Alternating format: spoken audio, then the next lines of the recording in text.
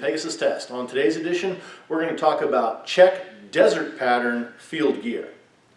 And yet I'm standing here in front of you in DPM. Don't worry, we'll get to the gear. But a few caveats before we start.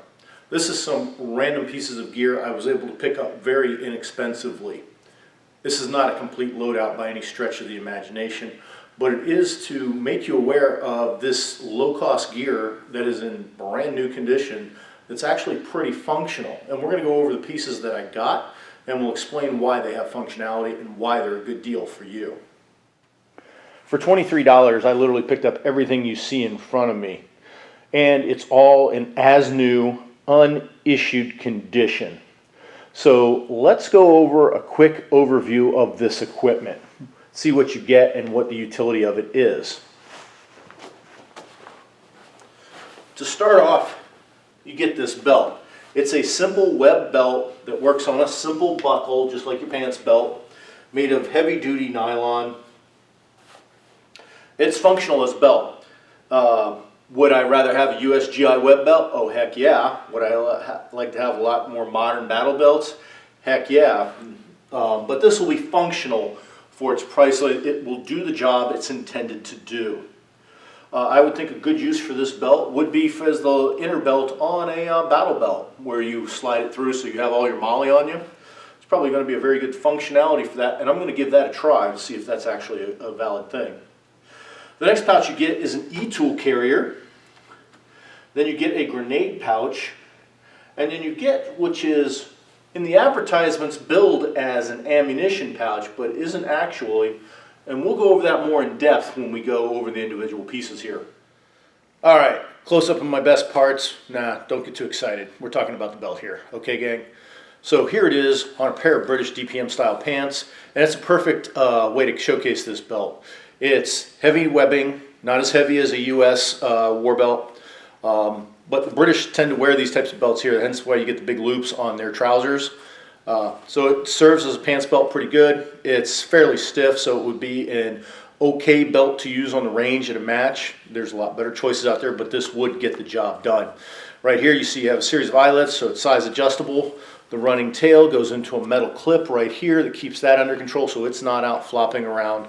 All in all, it's a belt. It's functional. It'll get the job done. All right, so the first thing we're going to talk about is the e-tool carrier. And it seems to be pretty functional here. I have an e-tool in it, but not the one that's intended to. I don't know which version of an e-tool that the Czech military uses, but I think they use a fixed carrying handle version because of this big old hole on the bottom of the pouch. It has a pull tab to open, and then the apex has a cover, as you can see. It's a little difficult getting it out. And then out comes the spade, which in my case I use the Glock spade. It's not what it's made for, so hence the extra tight fit, but it is functional because a Glock spade will fit in here.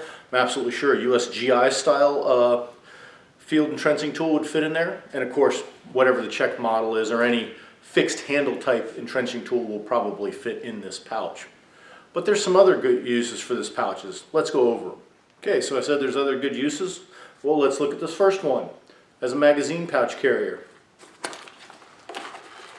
This holds 4 PMags very snugly. USGI mags obviously a little looser. This will hold 4 very well, but they are very tight. Getting the first one out takes a little effort. You can almost use this in the French configuration of 2 and then 1 on top like they do for the FAMAS, and it actually works a lot smoother that way. Continuing in the vein of ammunition carrier, 2 AK mags fit in there. Fairly snugly, but they do fit well. It'll perform as an AK mag pouch very well. However, I have found that it is snug. Getting the first one out is easy, but putting it back in because of the tabs, that can be the challenge. That time, of course, it went in smoothly because it was on camera. Now let's talk about the closure methods of the pouch. It's got 2. The first one is this pull tab system that is common to most European type field gear, regardless of country of origin. It seems to be a popular system over there. You just pull it off it comes. And that exposes the second type, and that's right here. You have a strip of Velcro that you can use if you want to have Velcro closure instead, and you just have a little flap to put over it so it doesn't stick if you don't want to use that method. Now, what would be the advantage of doing that? Well, clearly if you have the Velcro off and then you've quickly taken a mag out, but you don't have time to fiddle with this attachment system here, you just flip it over and the Velcro will keep it closed. Next, we want to talk about the attachment method of these pouches. If you notice here in the beginning of the video, I showed you a plain and simple belt. And you'd think there'd be belt loops, and you're absolutely correct. However, belt loops here are Velcroed and adjustable in size. And they have this little stiffener in there. So that goes around, keeps it from crunching the belt down, and you can just slide this in through the glide right there, and then cinch it down as tight as you need to be. You want it on a wider belt? Well, fine, you don't pull it through as far, and you cinch it down there with the Velcro. The other thing you can do with this, as you see how it works, is you can weave this into MOLLE. So if you have MOLLE gear you need to use, you can weave this in and get this to work with your MOLLE gear, so it's pretty adaptable. Are you using old style US Alice gear and you want to add this pouch to it? You can do it. You're using modern gear like a Flick or something else? You can do it. And just to show MOLLE compatibility here, here it is woven onto the back belt of an FLC. Now, I will warn you, this is not the easiest weave you have ever done. This is very time consuming and a little bit on the frustrating side. So it will work, but it is far from perfect.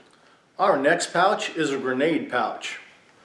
Now, as a soldier, grenade pouches are very handy. Out here in the civilian world, not a lot of grenades going on. However, they still have utility because they make great compass pouches, great mini first aid pouches, great place to put your strobe, so they're not useless. You know, it's a good place for your GPS as well.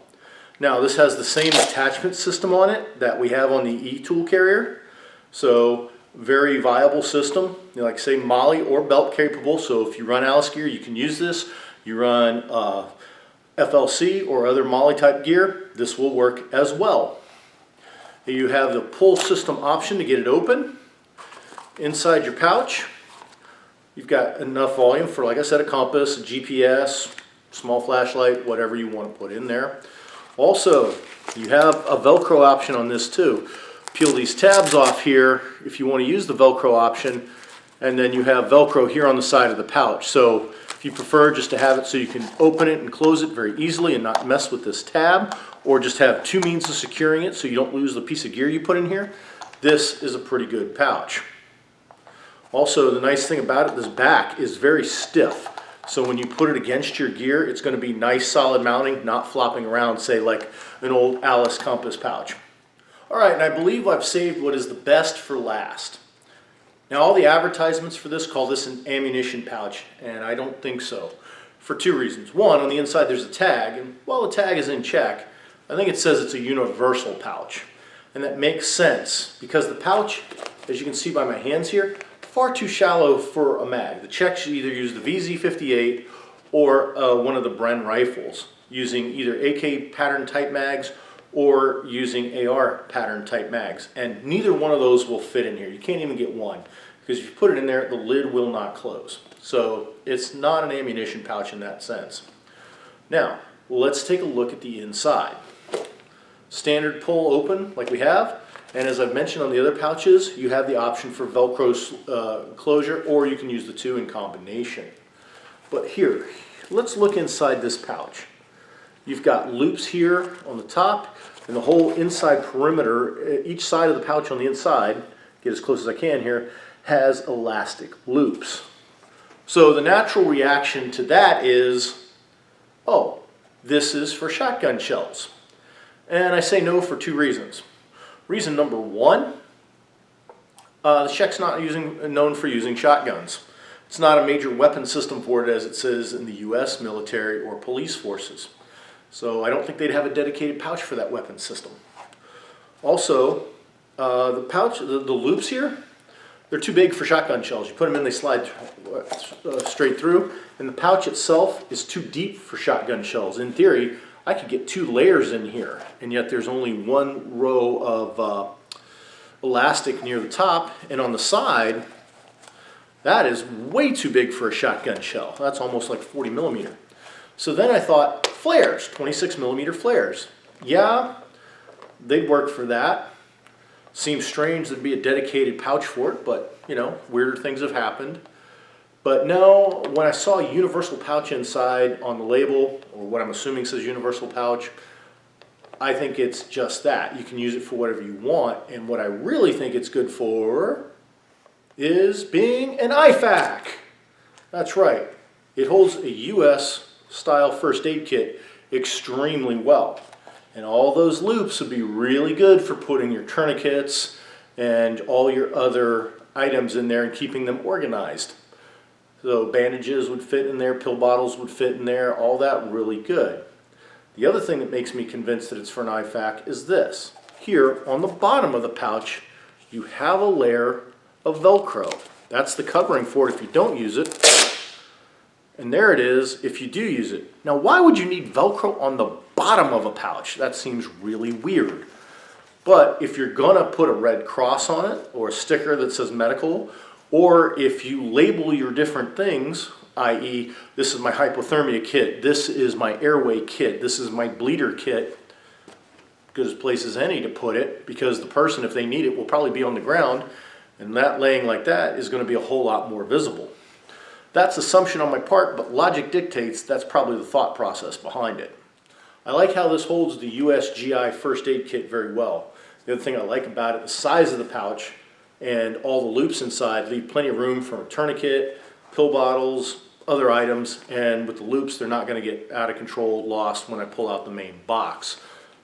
Pretty good thinking. The fact that the attachments on the back make it backward compatible to Alice gear.